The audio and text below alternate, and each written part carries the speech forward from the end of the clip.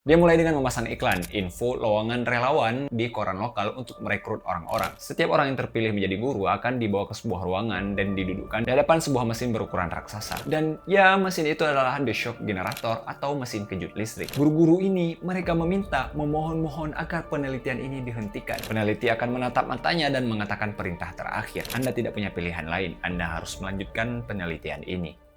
Halo semuanya, aku Haris. Selamat datang kembali lagi di channel ini. Kita akan kembali membahas sejarah. Lebih tepatnya, sebuah penelitian yang sangat mencengangkan dari masa lampau. Kayaknya bakal seru kalau kita bikin satu playlist khusus yang buat kita ngeceritain tentang penelitian-penelitian aja. Kalau kalian punya saran nama yang bagus untuk playlist ini, kalian boleh komen aja di bawah. Eksperimen yang kita bahas pada hari ini adalah sebuah eksperimen yang pernah dilakukan oleh seorang ilmuwan, seorang psikolog pada sekitar tahun 60-an. Psikologi akan selalu menarik buat kita bahas, jadi jangan lupa juga untuk kalian tonton video sebelumnya yang pernah aku bikin tentang perilaku manusia yang bisa saja menghancurkan sebuah dunia utopia. Linknya bisa kalian klik aja di sini. Oke, langsung aja ke intinya. Kalau kita berbicara perintah atau instruksi dari atasan kita, bos kita di tempat kerja, kita akan dihadapkan dengan dua pilihan, yaitu menjalankan apa yang disuruh atau kita menolak untuk melakukan apa yang dia suruh. Tapi ada kalanya juga kita tidak akan berani menolak perintah tersebut karena seringkali sebuah perintah itu disusul dengan konsekuensi ketika kita tidak menurut untuk melakukan perintah tersebut. Tapi bagaimana jika pada suatu waktu kita disuruh untuk melakukan sebuah pekerjaan yang jauh dari nilai-nilai moral, nilai-nilai kemanusiaan yang kita pegang? Kadang sebenarnya kita nggak pernah dipaksa untuk melakukannya, tapi perintah tersebut kita tetap menjalankannya. Misalkan kalian disuruh korupsi, atau menebang hutan sembarangan, penebangan liar, atau kalian disuruh membuli teman kerja kalian biar mereka nggak betah di tempat kerja. Pertanyaannya, apakah kita tetap akan melakukan hal tersebut sekalipun atasan kita tidak pernah memberikan ancaman apapun kepada kita? Di zaman dahulu, ketika Perang Dunia Kedua berakhir di Eropa dan tembok Berlin runtuh, seorang Nazi berpangkat tinggi bawahan dari Kumis pernah diadili atas kejahatan yang pernah dilakukan, yaitu Holocaust. Ketika dia diadili, dia membuat sebuah pernyataan singkat, "Saya hanya disuruh oleh atasan saya. Saya hanya mengikuti perintah." Bagaimana ceritanya orang-orang biasa, orang-orang individu yang tidak pernah punya intensi untuk berbuat jahat, tiba-tiba berubah menjadi jahat? Seseorang dengan perilaku kejam cuman karena sebuah perintah. Apakah mungkin sebenarnya dalam diri kita ada sisi kejamnya? Atau kejahatan itu sebenarnya sudah ada dalam diri kita dalam bentuk sebuah bibit, dan instruksi tersebutlah yang membuat bibit itu tumbuh dan membuat seseorang menjadi jahat dan kejam. Dalam video ini kita akan membahas sebuah eksperimen Milgram yang akan menjelaskan segalanya.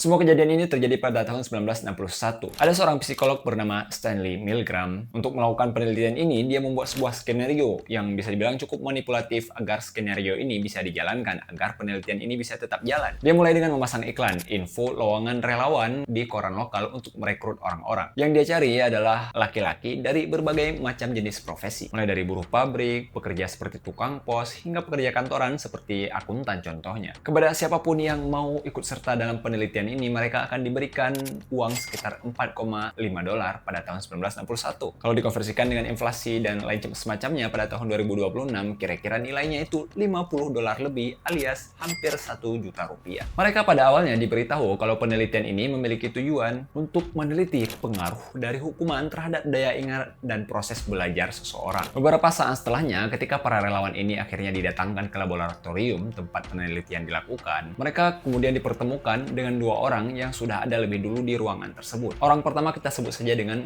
istilahnya si peneliti, seorang pria berkacamata yang menggunakan jas lab berwarna abu-abu. Dari yang sekilas terlihat, dia seperti orang-orang yang memiliki aura, seperti orang yang punya otoritas akademis dan begitu tegas juga dingin. Orang kedua yang satunya lagi merupakan seorang pria parubaya yang terlihat ramah dan berpenampilan biasa saja. Setelah mereka semua berkumpul, peneliti, para partisipan yang direkrut, dan juga pria parubaya yang tadi, peneliti melakukan undian untuk menentukan peran dalam penelitian ini. Siapa yang akan berperan menjadi guru dan siapa yang akan berperan menjadi murid. Hasilnya, pria parubaya yang ramah tadi, yang dari awal udah ada di lab bersama sang profesor, dia mendapatkan peran untuk menjadi murid dalam penelitian ini. Sementara partisipan-partisipan lain yang direkrut dari entah berantah yang datang belakangan tadi, mereka semua mendapatkan peran untuk menjadi guru. Setelahnya, penelitian akhirnya dimulai. Setiap orang yang terpilih menjadi guru akan dibawa ke sebuah ruangan dan didudukkan di hadapan sebuah mesin berukuran raksasa. Dari tampilannya aja, mesin itu kayak terlihat seperti sangat berbahaya. Dan ya, mesin itu adalah The Shock Generator atau mesin kejut listrik. Tampilannya, mesin tersebut memiliki 30 tuas yang berdiri berjejer. Tuas yang paling kiri, tuas yang pertama adalah tuas dengan angka 15 volt yang bertuliskan sengatan ringan. Tuas-tuas selanjutnya meningkat sebanyak 15 volt untuk masing-masing tuas hingga angka paling kanan itu 450 volt yang bertuliskan 3 buah X berwarna merah. Kemudian di ruangan sebelah, yang terpilih menjadi murid didudukkan pada sebuah kursi. Dia diikat dan ditempelkan dengan elektroda untuk memicu setruman pada lengannya. Tugas sang guru cukup sederhana. Dia harus membacakan beberapa rangkaian kata dengan mikrofon untuk diperdengarkan kepada murid yang berada di ruangan sebelah. Setiap kali sang murid memberikan jawaban yang salah, sang guru akan diinstruksikan untuk menarik tuas dan memberikan sengatan hukuman kepada sang murid. Aturannya simple. Salah satu tuas yang pertama paling kiri tuas 15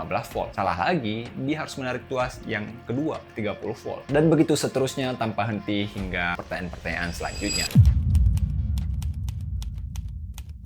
Eksperimen akhirnya dimulai. Mula-mula semuanya berjalan dengan lancar. Guru memberikan pertanyaan, murid yang menjawab. Kalau ada yang salah, maka murid akan disengat. 15 volt, 30 volt, 45 volt. Guru masih bisa menjalankan eksperimen ini dengan menarik tuasnya tanpa beban. Akan tetapi ketika tuas sampai pada angka 75 volt, sesuatu yang berbeda kemudian malah terjadi. Dari ruangan sang murid terdengar suara rintihan. Sang murid mulai merasakan kesakitan. Di angka 120 volt, suara yang awalnya rintihan mulai berubah menjadi suara keluhan keras. Sang guru mulai merasa gelisah dengan apa yang dia perbuat. Mulai menoleh ke pojok ruangan. Di ruangan yang sama ada peneliti yang duduk mendampinginya. Seolah dengan tatapannya dia berkata, ini serius ini mau dilanjutin. Tapi si peneliti itu hanya diam dan terus-menerus mencatat. Ketika tuas dengan angka 150 volt ditarik, sang murid dari ruangan sebelah mulai berteriak dengan keras. Keluarkan saya dari sini. Jantung saya mulai bermasalah. Saya menolak untuk melanjutkan penelitian ini. Sampai pada tahap ini, semua guru, semua partisipan, orang biasa dengan hati nurani, mereka yang masih berfungsi, mereka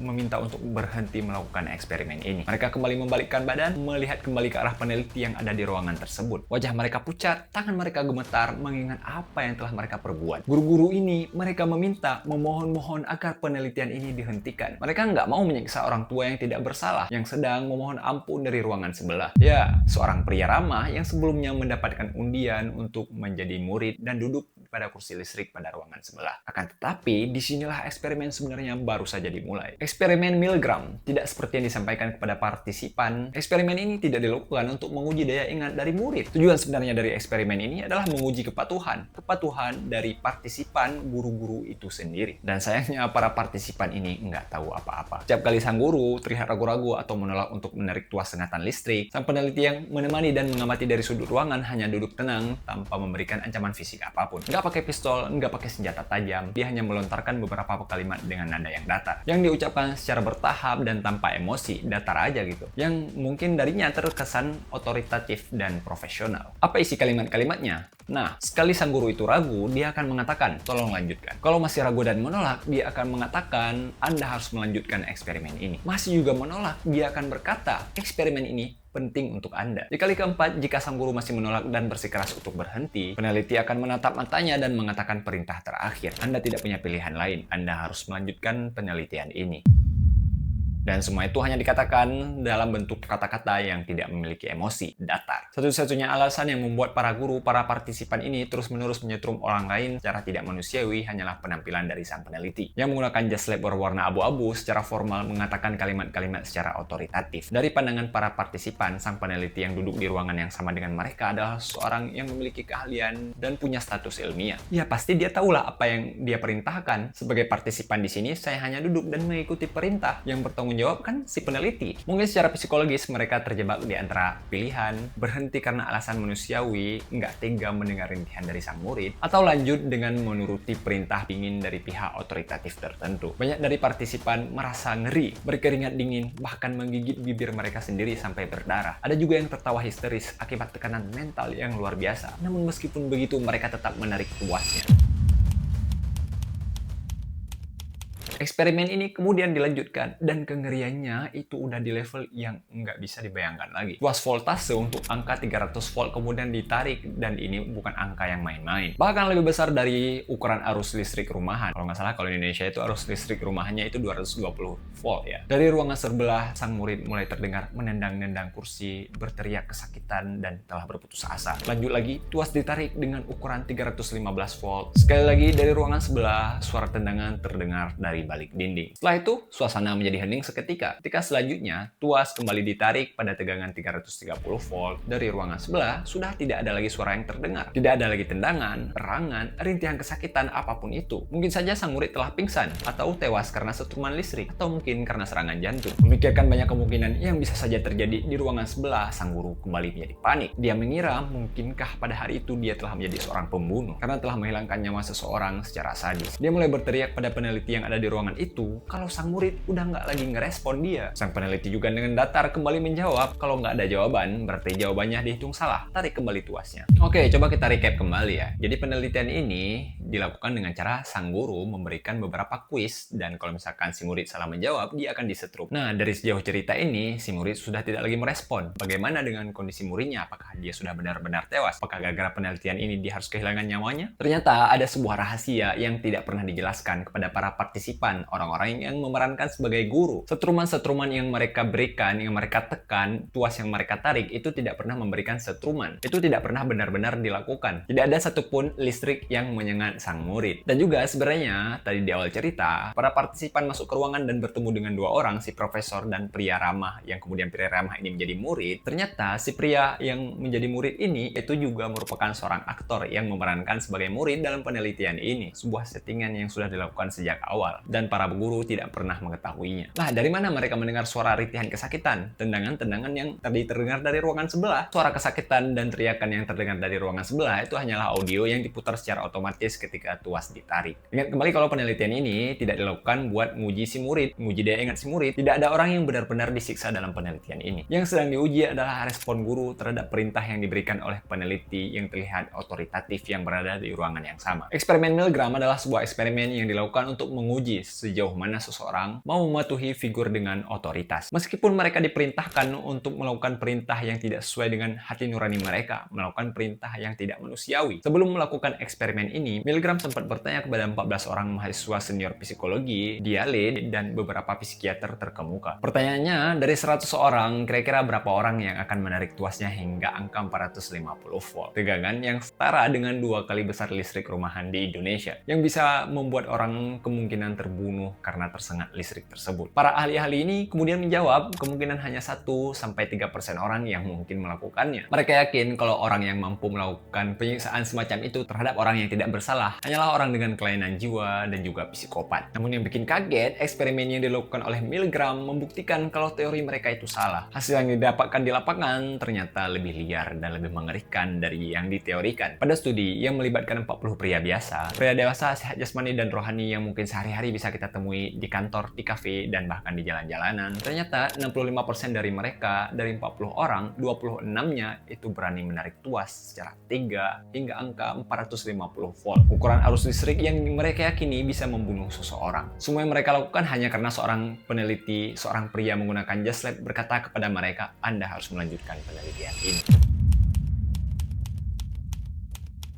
Sekitar tahun 60-an, Stanley Milgram melakukan penelitian ini, melakukan eksperimen ini. Eksperimen yang cukup mengganggu bagi kita semua, terutama para partisipan. Pasti mereka trauma. Kesimpulan yang didapat dari penelitian ini, Milgram memberikan sebuah istilah yang disebut dengan agentic state atau keadaan agent. Sebuah kondisi ketika manusia dihadapkan dengan figur yang memiliki otoritas yang sah, orang-orang memiliki kecenderungan bawaan, naluri, untuk menyerahkan tanggung jawab moral kepada figur dengan otoritas tersebut. Ibarat contoh di awal tadi, saya hanya disuruh oleh atasan saya, walaupun dia membunuh banyak sekali orang. Orang-orang yang cuman ikut kata atasan tidak lagi melihat diri mereka sebagai individu yang merdeka yang berhak mengambil keputusan. Mereka hanya menganggap diri mereka sebagai agent, alat yang menjalankan perintah dari orang lain. Mereka nggak lagi peduli apakah yang saya lakukan ini bermoral. Yang hanya mereka pedulikan, apakah yang saya lakukan ini sudah sesuai dengan yang beliau inginkan. Seringkali kasus seperti itu terjadi dalam kehidupan kita sehari-hari, dalam lingkungan organisasi, lingkungan kampus, lingkungan kerja, bahkan lebih parahnya lagi dalam institusi negara. Eksperimen Eksperimen ini menunjukkan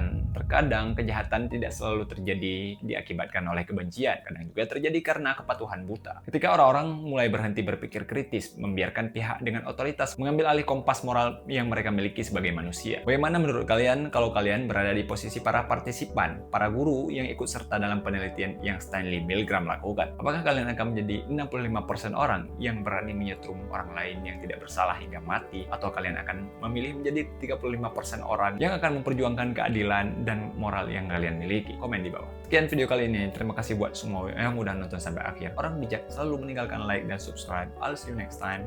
Bye.